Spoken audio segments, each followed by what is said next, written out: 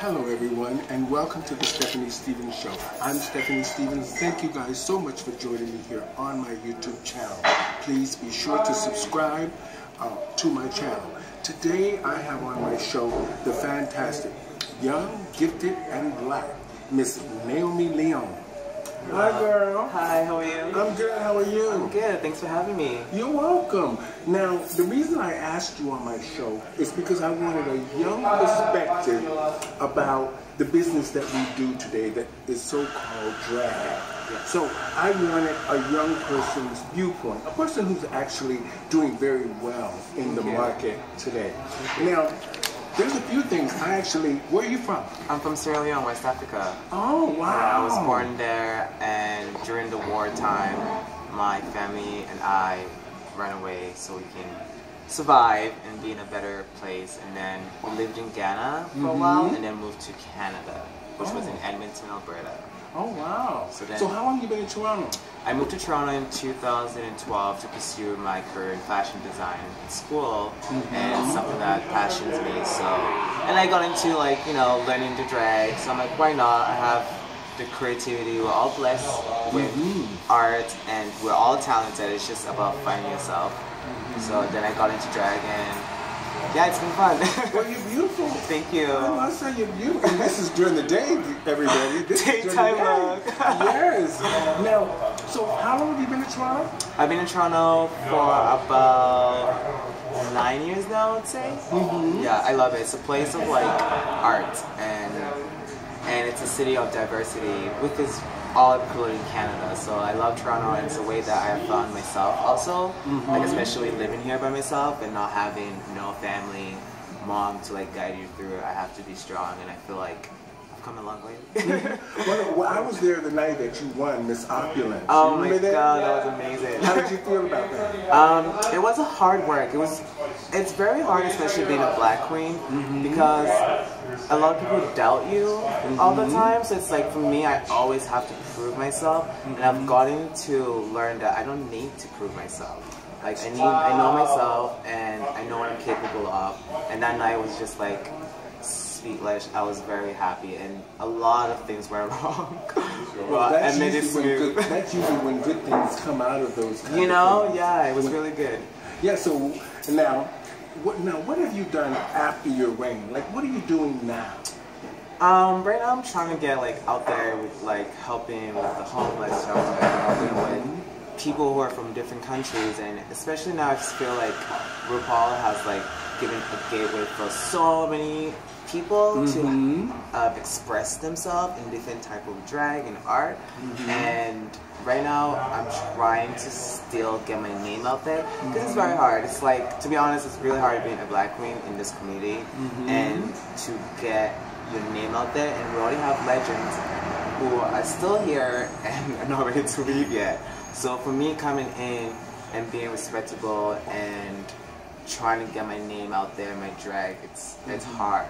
Now I was going to ask you about the RuPaul thing, because in the States, some of it, they seem to have a problem. The trans community, I think, have a problem with RuPaul. I'm sure you probably have heard about some of the backlash that he's getting from the trans community, and like you said, the legends, the old timers, old school girls. What do you think about that? I feel like it's a stage that in this life of art, it's still going to grow. And the fact that this year we had Gia Gone as the first trans to be on it, and we have Brooklyn as the first Canadian. So I feel like as time goes by, we will slowly start seeing different diversity of drag queens and arts and out there. So it's a step that's going to take a while, but we have to understand that it's not, RuPaul has his mind of his own. So do you think drag is in a good place? RuPaul has put drag in a good place or in a negative place? In a good place, because at first I was really insecure about dressing up as a drag queen, especially coming from Africa, and letting my family know this is an art. Being in this art, it's not I want to trans, but also in a way to show my art skills. And I feel like as the year goes by, it will get better. It will, and then a lot of people are starting to do drag, and there's so many different kind of drag, which is like I myself is learning, and every day we're learning something new. So now, when you talk about the difference of drag, now the reason I'm talking about the RuPaul thing so much is because the drag today, like you said, is so different than the old school drag. Now, with the way drag is now, how do you feel about the girls lip syncing with no microphones? I'm the worst at lip syncing, not gonna lie. But it's skills and it takes time, you have to learn. But then it's like, for them not lip syncing with microphone, it's a form of, I don't know how to like really describe it, because it's expression? Like expression, you know? You can use your hands and gestures and dance and do a split, because you can have a microphone and then do a split, unless you're doing a type of number or something different in your thing. Well, who are some of your RuPaul? I mean, we know people will say Brooklyn because it's just she's Canadian. But who are some of your who are some of the stars on the RuPaul show you think have really made an impact? Because I got to work with a few of them. I worked with Shangela and Carmen Carrera, and they were very great, very good, and they both brought something different to the table. And I like Carmen Carrera because she was more old school. I like Shangela because she was more energy and a very positive person and a very she's just very cool. Yeah. And that's what I like. Now, who are some of your role models? I never have role models. I respect everybody because I learn and pick and choose of the different art that they form that I can get within myself as a visionary artist. I don't have a specific person, but I feel like from growing and learning into this like industry of drag, I've learned to see how Shangela has grown, and from getting the opportunity of being RuPaul to where she is now is a goal step that I would want to do, and also to like establish and learn about different things as well and help others. Because well, I see that a lot of the girls today are repetitive. They're copying the other girls. Yeah, and and it's almost like when you see one, you've seen them all. Yes. Yeah. And when you perform on a nightly basis, if you are a true entertainer, you always want to bring something different because it's a passion in you. Exactly. Yeah. Now, are you passionate about the art? What are you planning on doing with Naomi? I would like to take Naomi wherever the world takes her and learn from that. And it's important for me because, especially coming from Africa, I feel like we don't have a lot of that story that has run from a war. I could have been dead, I could have been a child soldier, but like I want to take an art drag in a way that I can go back home to my country and teach others. And I'm sure in this world there's so many opportunities there, but like I feel like it's not branching to the other side of the world, just like how a lot of people in Canada want to be on RuPaul. So now it's giving us an opportunity having a Canadian. So slowly, hopefully we might start using a Canadian. Maybe one day Naomi will be on RuPaul, but I don't know yet. Now, how do you, like in the LGBT community, they always want to know what's your pronoun. How do you identify as? Male, trans? Drag queen artist. Because for me, like when I put on this outfit and become a Naomi, it's like from as soon as the eyelashes, the wigs, the earring comes on, I'm in this character until it comes off. So you live as a male? Yes. And you identify as a male? Yes, yeah. Okay. And I love the art of it, of drag. So it's like, I wish I could able to dance as a male, but it's not that figure out there that people will get bored by paying just a man dancing normally.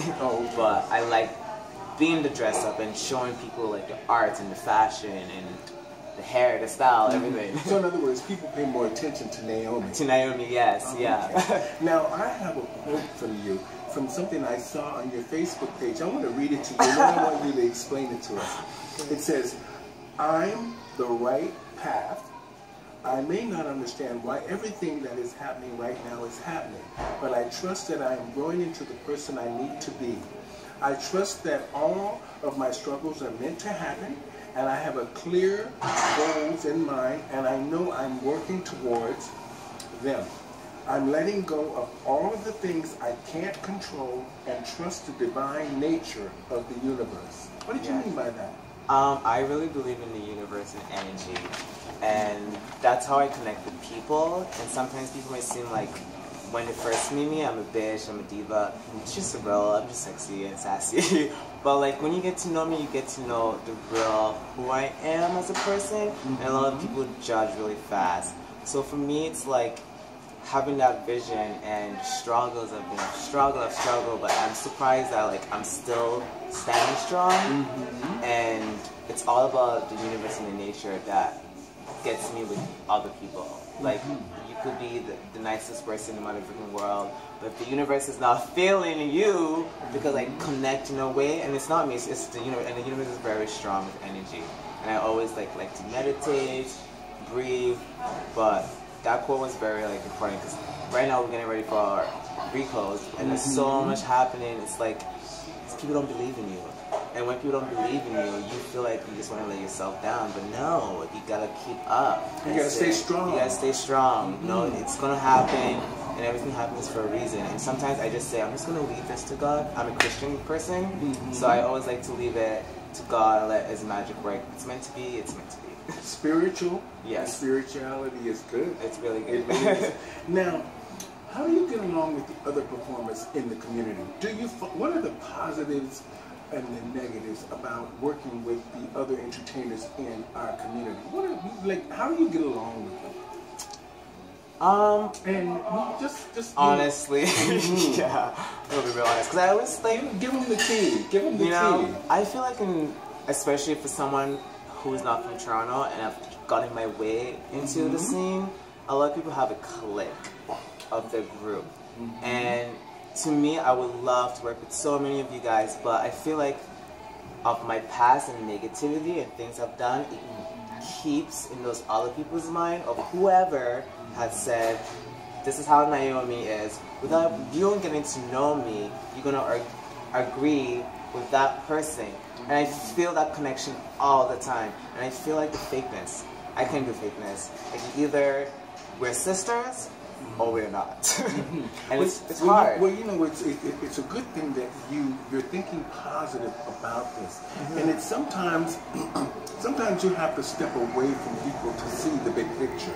Yes. And in this business and in our business, people aren't always going to love you and aren't going to always like what you do and what you say. I've dealt with that for years, but I learned that if you stay strong and positive and just keep getting up. Yeah, and that's what I've learned. It's very hard in this, and then we don't have a lot of bars to fit everybody. And to be honest, I don't like going to a bar and seeing the same person in the same outfit that I saw 2 days ago when I was out performing. And it's like, okay, yes, and that's why I like nowadays, there is so many new queens. That's why like RuPaul has gotten everyone like hungry for drag and want to put makeup and do this. And there's so many more talented people. But how can we get opportunities for newcomers? And yes, they have open mic, but what's open mic going to do for that person who wants to establish their drag to get somewhere where that person they're looking up to, who's on stage, and being like, how can I get there? And how can that person help that person? Nobody likes to help. Everybody likes to be like, me, me, me, me, me, which is understandable, but if it's always me, me, me, and not teaching one another without me reaching out, then it's like, where are we going as a family in the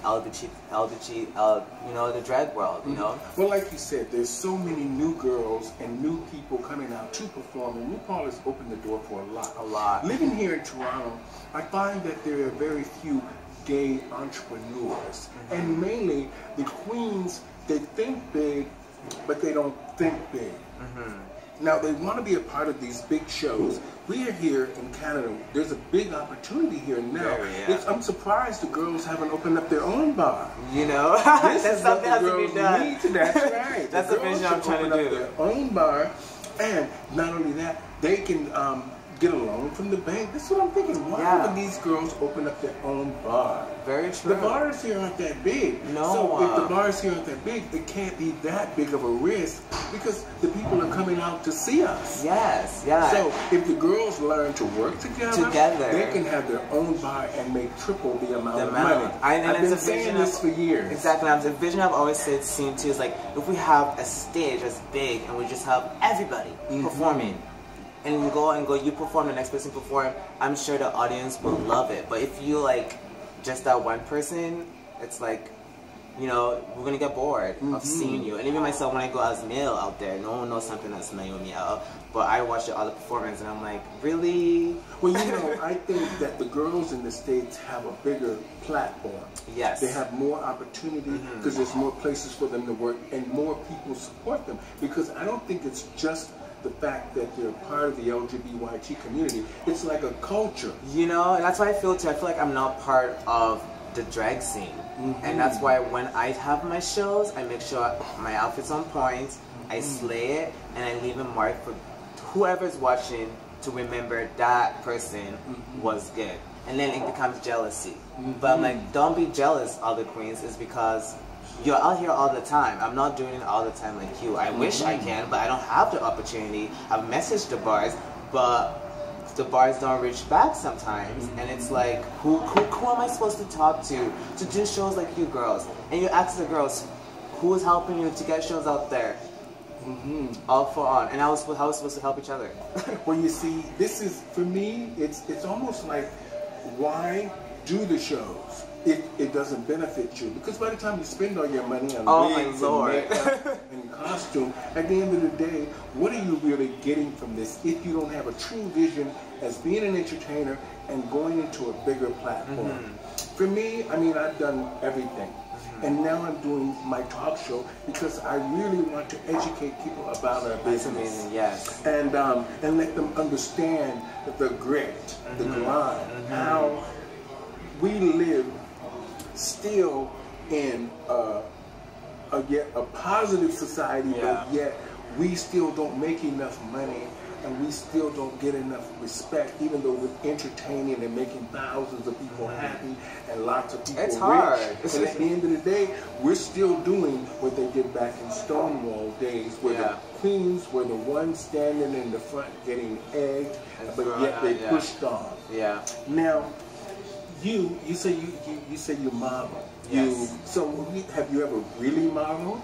Yeah, so I do modeling. I was with an agency in Edmonton, Alberta, which was called Mode Models. So when I moved to Toronto, the market is very different because I'm not like muscle, but like I'm a Cuban, and I know because of the bone structure everyone always says, I know how to use my image. And modeling, to me, is my first step before even drag. So even doing makeup, I hate it because when I take it off, my pimples is all out there and I have acne, and then 2 days later I'm called for a photo shoot, the acne is there. So understanding like not able to do shows all the time, which is fine because I want to take care of my skin. But if I do show all the time, it would destroy, because then I want to take my career, which is modeling, seriously, and then be signed with a big agency, which is my goal, and then go on and be like, there's Naomi also. That's my secret. When you think about the business of drag, do you think there's a real market for you? Where do you see yourself in 10 years? Do you think you can really make money in this business in Toronto? Not in Toronto for sure. I already have goals, and with my struggle and my past, that sometimes hunts me, and of what people may know out there but they don't really know, is that like, I'm not a Canadian yet, and I've been here for a while because I got myself into some dumb young being a teenager shit. We all do. We all make mistakes. So that has screwed my life over over a little bit. But then I would like to move to Europe, where I feel like that's my look, and I've always seen it. I've always dreamed about it, and then go on and do Naomi and see where it would take her. I'm only 28 right now, and I would love Naomi to have. My goal is to build a school in Africa, so therefore I can teach kids what I have learned here when I moved to Canada. gymnastics. You know who I worked with? I worked with Amanda Lepore for a few years in Ottawa. She came to the Pride festivals and stuff, and she used to sit down. We used to sit in the dressing room and drink champagne and talk.